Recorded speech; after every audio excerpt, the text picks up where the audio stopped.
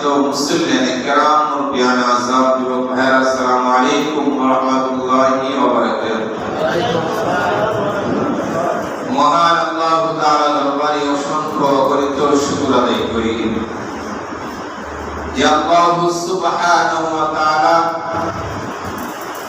পবিত্র শাওয়াল মাসের তৃতীয় জুমার দিন বিভিন্ন মানুষকে বাছাই করে, বিভিন্ন খারাপ কাজে বাছাই করে দুনিয়া যাওয়ার ত্যাগ করি। আল্লাহর ঘর মসজিদে আসা বসা তৌফিক দিয়েছেন, সকলে জবান করে আওয়াজ বলি আলহামদুলিল্লাহ।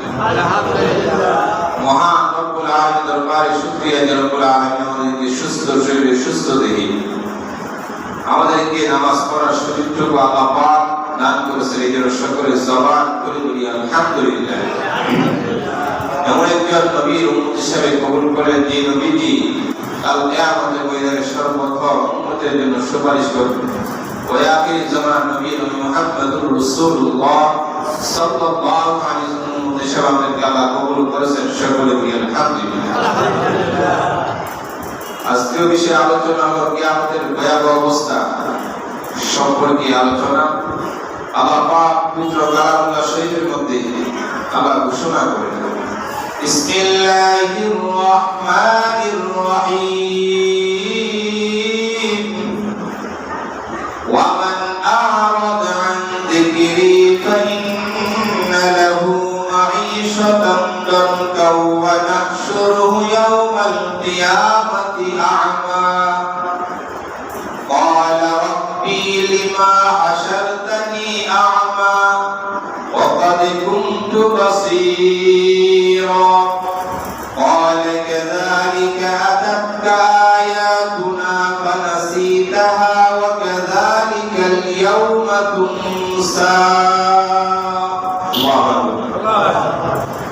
সূরা আত-তাওবা 124 নম্বর থেকে 26 নম্বর আয়াতে কারিমায় আল্লাহ তাআলা বলেন, ওয়া মান আ'রাদা আন যিকরি ফাইন্না লাহু মাঈশাতান দানকা ওয়া নাহশুরুহু ইয়াওমাল কিয়ামাতি আ'মা। আল্লাহ তাআলা বলেন, যে ব্যক্তি আমার জিকির হইতে ফিরে আসে, আমার স্মরণ হতে দূরে সরে যায়, তাদের জন্য কষ্টময় জীবন নির্ধারণ করা হয়েছে এবং আমি কিয়ামতের ময়দানে দিবসে তাকে আমি অন্ধ করে উঠে। যারা আল্লাহর বিধান থেকে দূরে সরে গেছে, যাদের কাছে আল্লাহ এবং রাসূলের বিধান ভালো লাগে না, মন গড়া জিন্দেগির মতন দুনিয়াতে চলছে, আল্লাহ বলেন তাদেরকে কিয়ামতের ময়দানে অন্ধ অবস্থায় উঠে। আল্লাহ তাআলা বলেন, ক্বালা রাব্বি লিমা হাশারতানি আ'মা। তখন ওই ব্যক্তিরা বলবে, আল্লাহ আমরা তো দুনিয়ার জন্য অন্ধ ছিলাম না, ওয়া ক্বাদ কুনতু বাসীরা, আমাদের চক্ষু ছিল, আমরা দুনিয়ার জমিনে চক্ষুমান ছিলাম, আমাদের চক্ষু দিয়ে আমরা সব কিছু দেখতে পারতাম, আমাদেরকে কেন আজকে কিয়ামতের ময়দানে অন্ধ করায় উঠাইলেন? তখন আল্লাহ বলেন, ক্বালা কাযালিকা আতাতকা আয়াতুনা ফানাসীতাহা ওয়া কাযালিকাল ইয়াওমা তুনসা। কারণ হলো আমার বিধান সমূহ তোমাদের কাছে আসছিল, তোমরা মনে করে ফেলে এইগুলা বুঝি। এমনিতে হুজুররা বলে বেশি বেশি কথা আমাদেরকে শোনাইছে, কিয়ামতের ময়দানের বড়াই বয়ান শোনাইছে, এইগুলা মিথ্যা বলেছে। আসলে হুজুররা যা বলেছে সত্য বলে, ঠিক কিনা বলে? যারা আলেম আমাদেরকে কথা বিশ্বাস করে আমল করেছে তাদের ঠিকানা হবে জান্নাত। কোথায়? আর যারা আলেমদের কথা না মানিয়া বরঞ্চ আলেমদের বিদ্বেষে কথা বলেছে, আলেমদের নামে সমালোচনা করেছে, তাদের ঠিকানা হবে জাহান্নাম। কোথায়? এই জন্য আল্লাহ বলেন, যারা নাকি আল্লাহর বিধান লঙ্ঘন করে চলেছে, আলেমদের কথা মানে নাই, আলেমরা তাদের কাছে কোরআন হাদিসের কথা নিয়ে আসছিল, তারা গ্রহণ করে নাই, ঠিক তেমনি ভাবে কিয়ামতের ময়দানেও তাদেরকে আজ গোলাম হবে, অন্ধ অবস্থায় উঠানো হয়েছে। নাউজুবিল্লাহ বলে। যারা নাকি আলেম ওলামার কথা, কোরআন হাদিসের কথা বিশ্বাস করেছিল তাদের ঠিকানা হবে কোথায়? জান্নাতে। আর যারা আলেম ওলামার কথা বিশ্বাস করে নাই, কোরআন হাদিসের কথা তাদের সামনে উপস্থাপনা করার পরে তারা মনে করছে এগুলা হুজুরা বানায়া কইছে, তাদের ঠিকানা হবে কোথায়? জাহান্নাম। আল্লাহ নবী রাহমাতুল্লাহ আলাইহি বলেন কিয়ামতের অবস্থা সম্পর্কে হাদিস শরীফের মধ্যে নবী বলেন কিয়ামতের কঠিন ময়দানে আল্লাহ নবী বলেন সূর্যটা 3 ইঞ্চি উপরে থাকবে। বলেন কত ইঞ্চি উপরে? 3 ইঞ্চি।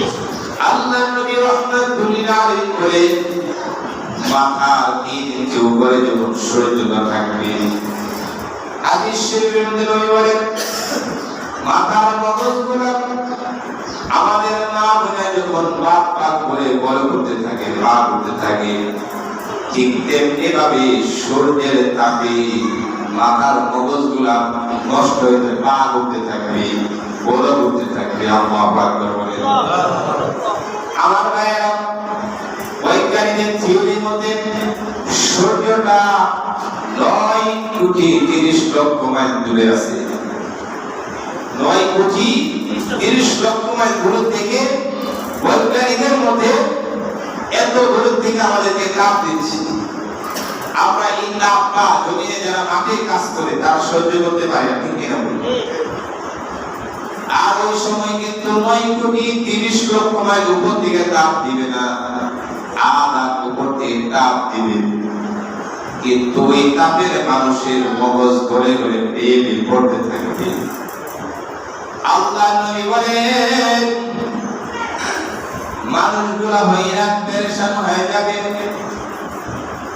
এক হাদিস শরীফে আমার নবী বলেন আম্মা জান আয়েশা সিদ্দিকা রাদিয়াল্লাহু তাআলা আনহা বলেন আয়েশা কিয়ামতের ময়দানে কেউ কারোর পরিচয় দিবে না, কেউ কারোর কথা স্মরণ করবে না। আল্লাহ নবী বলেন আয়েশা সমস্ত মানুষগুলা উলঙ্গ অবস্থায় হাসরের ময়দানে উঠবে। কোন অবস্থা? আল্লাহ নবীর বিবি আম্মা জান আয়েশা বলেন ইয়া রাসূলুল্লাহ ইয়া হাবিবাল্লাহ নবীজি হাসরের ময়দানে নারী পুরুষ সকলে কি উলঙ্গ অবস্থায় উঠবে? নবী বলেন হ্যাঁ, নারী পুরুষ সবাই উলঙ্গ অবস্থা হাসরের ময়দানের মধ্যে অবস্থান করবে। আম্মা জান আয়েশা সিদ্দিকা রাদিয়াল্লাহু তাআলা আনহা বলেন ইয়া রাসূলুল্লাহ ইয়া হাবিবাল্লাহ নবীজি উলঙ্গ অবস্থায় যদি সবাই হাসরের ময়দানে ওঠে একজন আরেকজনের দিকে তাকাইবে না। আল্লাহ নবী বলেন হাসরের ময়দানের ভয়াবহ অবস্থা এমন হয়ে যাবে যে একজন আরেকজনের দিকে তাকাইবে দূরের কথা, তার নিজের লজ্জায় সেদিকে তাকাইবার সুযোগ পাবে না। এখন চিন্তা করুন হাসরের ময়দানের অবস্থাটা কেমন, যে নিজের লজ্জায় স্থানের দিকে তাকাইবার সুযোগ পাবে না, অন্যদিকে তাকাইবে দূরের কথা। আমার ভাইয়েরা, আল্লাহ নবী বলেন হাসরের ময়দানে মানুষ যখন তার কর্মের ফল হিসাবে কেউ হাঁটু পর্যন্ত, কেউ কোমর পর্যন্ত, কেউ গলা পর্যন্ত ভিজে যাবে, সমস্ত মানুষগুলা হয়রান পেরেশান হয়ে যাবে, নাফসি নাফসি করতে থাকবে। আজকে